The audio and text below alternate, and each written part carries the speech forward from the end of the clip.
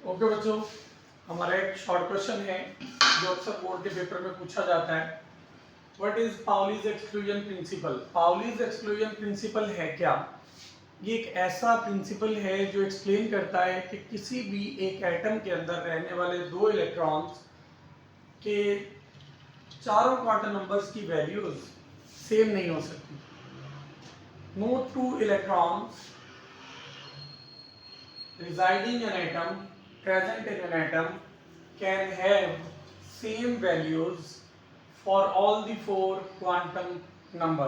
Principal quantum number same है तो azimuthal different होगा, यानी शेल नंबर सेम है तो सबशेल डिफरेंट हो सकते हैं।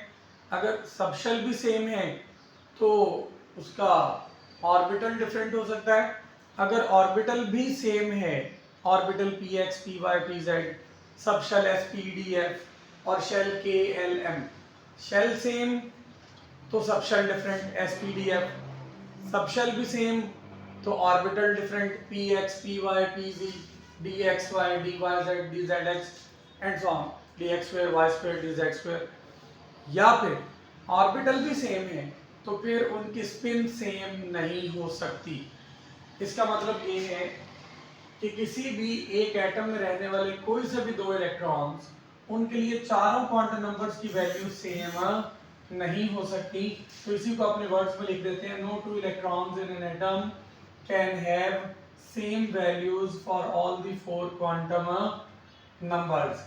फॉर एग्जांपल, इसकी एग्जांपल हम देंगे, in an orbital two electrons can not have same spin. उनकी स्पिन सेम नहीं होगी। एक ही ऑर्बिटल के अंदर अगर दो इलेक्ट्रॉन्स हैं तो उनकी स्पिन सेम नहीं हो सकती। उनकी स्पिन क्या होगी? ऑपोजिट होगी। स्पिन क्या होगी उनकी? ऑपोजिट। जैसे हीलियम के अंदर दो इलेक्ट्रॉन्स हैं तो हीलियम में आप देखें 1s2, 1s के अंदर दो इलेक्ट्रॉन्स हैं, दोनों की स्पिन देखें। एक की स्पिन के लिए एरो ऊपर की तरफ लगाया सिंगल हेड के साथ और दूसरे की तरफ एरो नीचे की तरफ। इसका मतलब स्पिन ऑपोजिट है, एक की क्लॉकवाइज है तो दूसरे की एंटी क्लॉकवाइज होगी। क्लियर होगी बात बेटा? ये शॉर्ट क्वेश्चन 2 मार्क्स का है। लव।